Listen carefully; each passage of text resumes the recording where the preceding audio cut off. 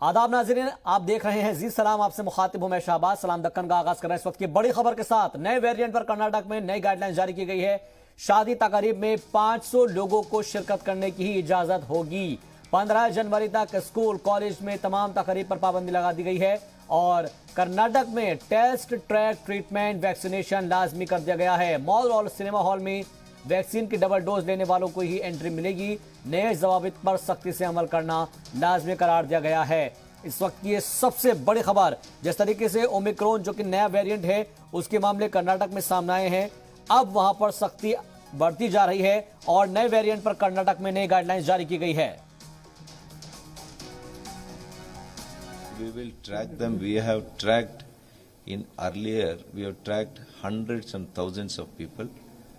Our police is very equipped, experienced. They know how to trace. They have done a phenomenal job last year in both the waves. I'm sure that they will track 10 people. Tracking them is not going to be an issue. We'll definitely track them. But I would like to appeal to all those people to behave responsibly, because you don't have the freedom. You don't have. You should be ethical in your behavior. You can't switch off because you are positive and spread to your near and dear ones and the people whom you do not know. So this will be unethical on anybody's part. So I request and I appeal all of them to behave more responsibly, more maturely. It's not going to be an untreatable infection. We have experience of treating all this successfully in the last 2 years. We have enough experience, we have enough options, we have definite treatment today. The protocols of treatment is very well established. So please be brave enough, please be open and share the information.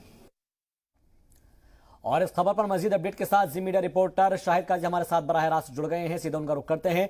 Shahid, सबसे पहले आपसे जानना चाहेंगे कि नई guidelines क्या जारी की गई है, क्या क्या चीजों पर अमल करने के लिए इसमें कहा गया है? जैसे ही कल कोरोना वायरस के नए वेरिएंट के बाद पूरे कर्नाटक की हुकूमत और अवाम दोनों ही परेशान हुए, घबराए हुए थे। हुकूमत ने आज एहतियाती तदाबीर करते हुए हाई लेवल का मीटिंग बुलाई, जिसमें कई अहम फैसले लिए गए, कई सख्ती के फैसले लिए गए। खास करके अगर हम नई गाइडलाइन को देखें तो नई गाइडलाइन में जो शादी के तकारीब हुआ आमतौर पर अब हो रहे हैं, उस पर कहीं ना कहीं पाबंदी लगाने की या उसमें कम करने की कोशिश की गई है।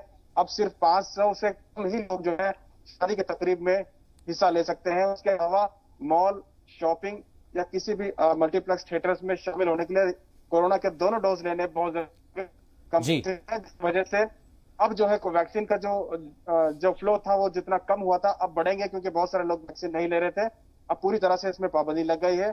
दूसरा जो सबसे अहम फैसला लिया गया है कि स्कूल और कॉलेजों में किसी तरह के सकाफती प्रोग्राम मुकम्मल तौर पर बैन रहेगा और एयरपोर्ट में आने वालों को सख्ती से उनकी जांच होगी और तमाम लोगों के आरटीपीसीआर होने के बावजूद कर्नाटक पहुंचने के बाद इंटरनेशनल फ्लाइट्स के दोबारा आरटीपीसीआर लिए जाएंगे। और बहुत सारे सख्ती के आने वाले दिनों में अगर सेकेंड वेव की तरह अगर कोई मुश्किलात सामने आते हैं तो उसके लिए मुकाबला कर सकें।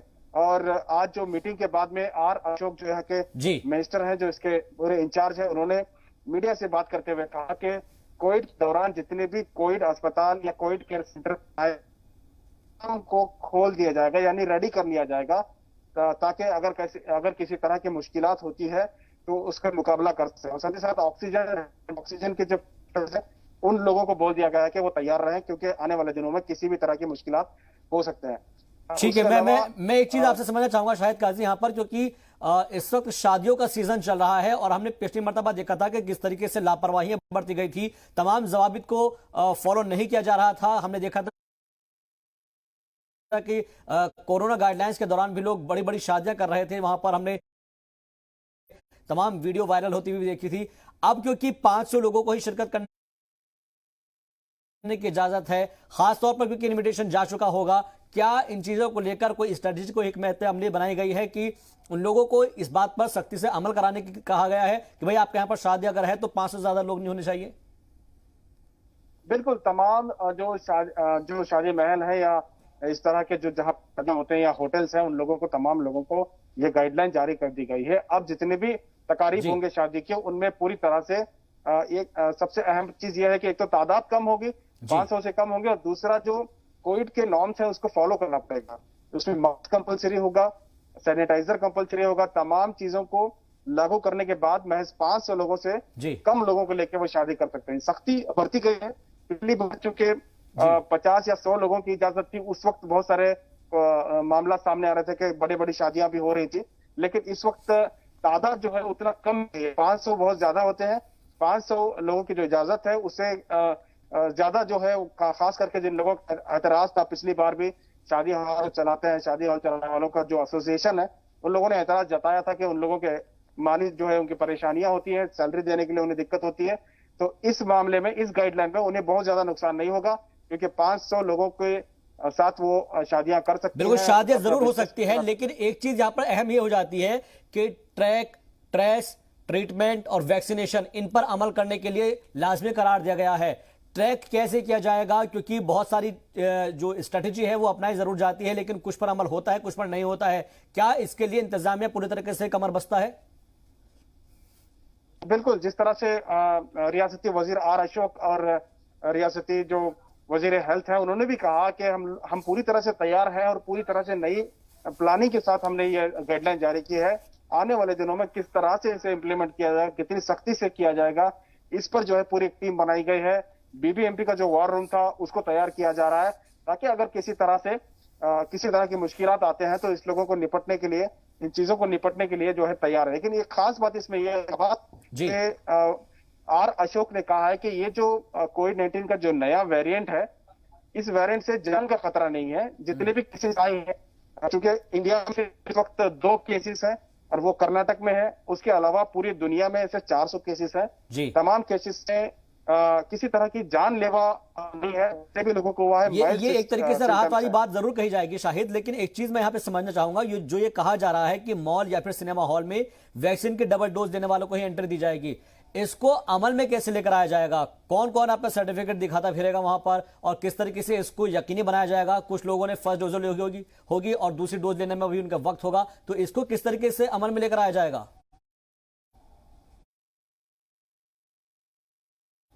देखिए शहबाज, पहली बात तो यह है कि अगर आपके पास 2 डोज की सर्टिफिकेट नहीं है तो आप मॉल या मल्टीप्लेक्स में दाखिल ही नहीं हो सकते, क्योंकि बड़े मॉल और मल्टीप्लेक्स में वैसे ही सिक्योरिटी का इंतजाम होता है।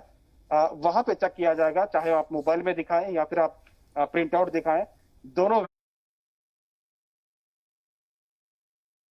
वैक्सीन की आपको सर्टिफिकेट दिखाने पड़ेंगे। अगर आपकी एक वैक्सीन हुई है तो फिर आपको एंट्री नहीं मिलेगी।